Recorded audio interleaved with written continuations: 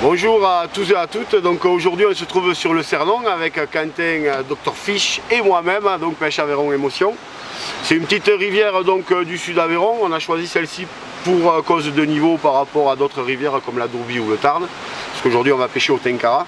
Donc le Tenkara, par définition à la base il n'y a pas de moulinet, donc forcément on ne va pas aller chercher des rivières trop grosses en ce moment ou trop profondes. Donc on a choisi le Cernon qui est de niveau correct, un peu teinté, et on va essayer de toucher quelques poissons, notamment à la nymphe. Donc le Tenkara, c'est une technique japonaise qui est faite pour d'abord pêcher des petits ruisseaux de montagne et des petits courants, des petites rivières on va dire. Mais par contre il est adaptable sur d'autres rivières comme des moyennes rivières ou grandes on va dire comme le Tarn. Mais du coup là on va travailler après sur les montages et sur la longueur des montages. Donc voilà, je vais vous expliquer un petit peu la base du montage sur une canne classique de chez Tenkara Pyrénées. Là ce qu'on utilise c'est une 360 en action de pointe. Donc 360 par rapport à la largeur du ruisseau qu'on va pêcher aujourd'hui. Et 7-3 parce que moi personnellement j'aime bien les actions de pointe. Et puis ici c'est quand même assez utile d'un seul petit coup de poignet. C'est une petite pêche assez sensible avec un petit coup de poignet. On arrive à bien faire travailler la pointe de la canne et à propulser nos nymphes. Voilà, donc grosso modo, puisqu'on ne va pas rentrer non plus dans tous les détails, la canne à Tenkara, voilà, elle se présente comme ceci. Au bout, sur le dernier brin qui est très fin, vous avez un lilian et au bout on fait un nœud simple. Ensuite je vais venir fixer du fluoro qui va être mon corps de ligne en fait.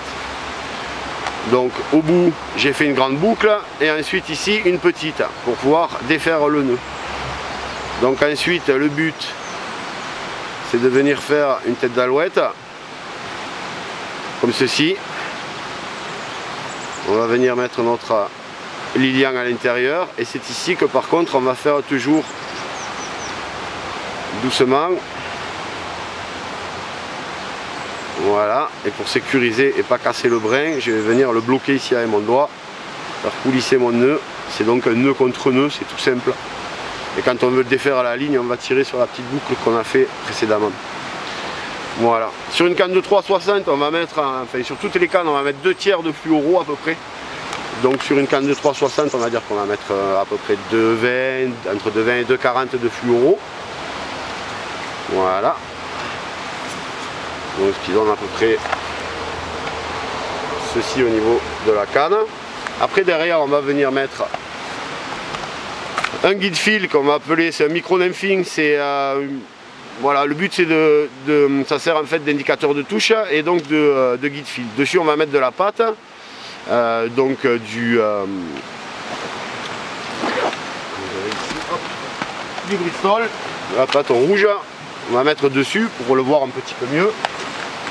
Et derrière on va construire un bas de ligne qui normalement sur un petit ruisseau devrait arriver à faire devrait faire arriver nos nymphes au niveau du talon de la canne. Par contre sur des rivières plus grandes, moi j'utilise des bas de ligne beaucoup plus longs avec les nymphes par exemple à 1 mètre de plus que le bas de la canne. Par contre là la gestuelle sera plus ample, on ira chercher à poser nos nymphes à l'opposé de l'endroit où on veut, mais en cherchant à charger la canne sur l'eau avec nos nymphes. Voilà, on ne sera plus dans une gestuelle pour faire des cloches pour que les nymphes rentrent bien dans l'eau et rapidement se mettent en pêche rapidement. On sera plus sur des gestes et des dérives plus longues et plus amples. Voilà, donc je vais monter le bas de ligne. Ici je vais mettre un petit peu plus que le bout de mon talon de canne parce qu'il y a des zones qui sont un peu qui tiennent pas trop d'eau et puis après des fois des trous assez conséquents. Donc je vais essayer d'avoir un bas de ligne qui puisse me permettre de pêcher différentes zones. Donc vu le niveau, je vais partir en 14. Parce que même si on touche des poissons qui ne sont pas forcément très gros sur cette portion, bien qu'il y ait encore des jolis poissons, le niveau de l'eau fait que le poisson quand même va nous demander de nous prendre du fil, donc un petit peu de fil robuste, c'est pas plus mal. Alors, je vais le trouver. Voilà, ok, parfait. Voilà. Donc après les nœuds c'est pas compliqué, hein. On fait les nœuds classiques et une classique cuillère. Donc au bout de ces guides fil, vous avez deux micro-boucles, une pour accrocher évidemment le fluoro et une pour accrocher votre bas de ligne. Après on fait un nœud classique.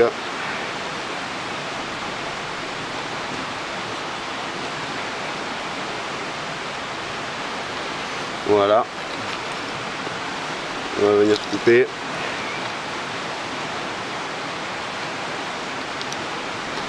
Ok, et ici je peux venir régler ma longueur un peu plus précisément que si je le faisais un peu au hasard. Donc je vais chercher à prendre des nymphes un petit peu plus, un montage un petit peu plus long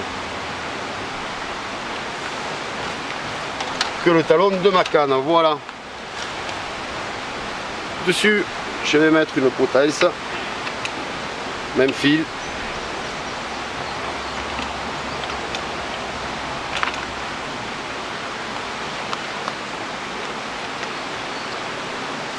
Hop. Qui va m'aider en termes de poids à tenir un peu mieux dans les veines d'eau.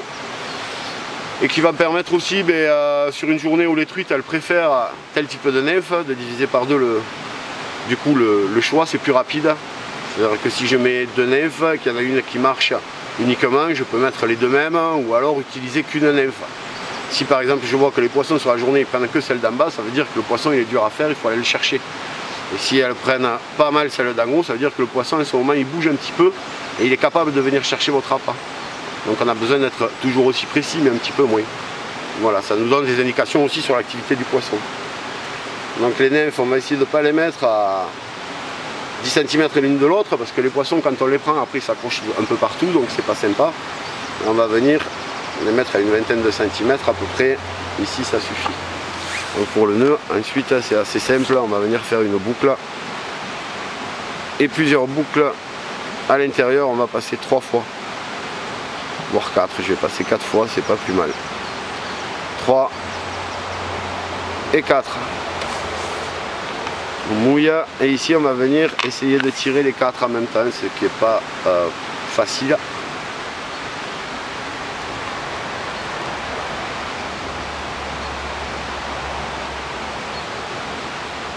Voilà. Ok. Après il y en a qui vont utiliser cette partie là parce qu'elle se décolle bien du coup du fil, et puis il y en a d'autres qui vont utiliser cette partie là. D'accord, ça c'est après c'est un choix. Moi je vais utiliser celle d'en haut pour aujourd'hui. Voilà, j'utilise les deux moi des fois, ça dépend de mon humeur du jour.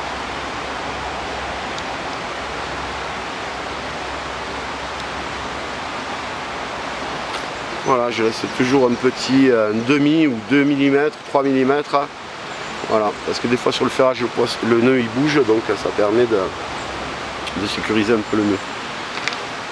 Derrière, en ce moment il y a quelques porte-bois, donc on va utiliser juste une petite nymphe qui ressemblerait, qui est un peu lestée, donc celle-là je vais la mettre en bas, ça va me permettre de descendre assez rapidement et puis d'aller chercher le poisson au fond, parce que de toute façon, vu le niveau et la période et les températures de l'eau, je pense que le poisson il reste quand même bien au fond, donc on va aller le chercher. Ça c'est celle qu'on va utiliser en bas, une imitation de porte-bois.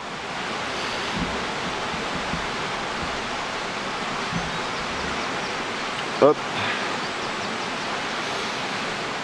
Et puis pour le poids de la nymphe du dessus, on va voir suivant les zones qu'on va prospecter. J'aurai besoin de mettre ou une nymphe équivalente ou alors une nymphe un petit peu plus légère, un peu moins lestée. Voilà, c'est un petit peu comme la pêche au toc. De toute façon il faut tout le temps se remettre en permanence en question, suivant la zone où on pêche, de bien estimer le poids de la nymphe par rapport à la zone où on va pêcher. Le but c'est que nos nymphes elles se mettent rapidement en pêche et qu'ensuite on puisse appliquer une dérive naturelle à l'image de ce qu'on peut faire au toc, le plus naturel possible, en essayant aussi d'aller chercher à passer à proximité des caches, ce qu'on appelle pour nous des obstacles, mais en fait ce qui sont pour elles finalement leur maison. Donc on va aller chercher les poissons un petit peu plus près. Ok, donc je peux vous montrer comment on met la pâte au niveau du guide fil. Et puis après la dernière nymphe je la mettrai au bord de l'eau. C'est au bord de l'eau que je vais choisir en fait ce que je vais utiliser tout simplement. Donc voilà, je prends un peu de pâte. Et hop.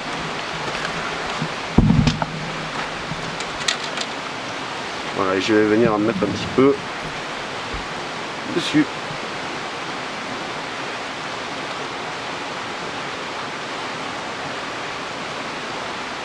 Donc de temps en temps on en remet parce que du coup quand on le met un peu dans l'eau il a tendance à, surtout quand il fait chaud, comme ça à fondre assez vite et à s'enlever un petit peu du bout de fil assez rapidement. Enfin, ça tient quand même pas mal, mais ça tient mieux l'hiver que l'été. Voilà. Hop. Donc là on va y aller, on est prêt à pêcher, on va aller pêcher avec Quentin. On va essayer un peu cette technique et voir ce que ça donne.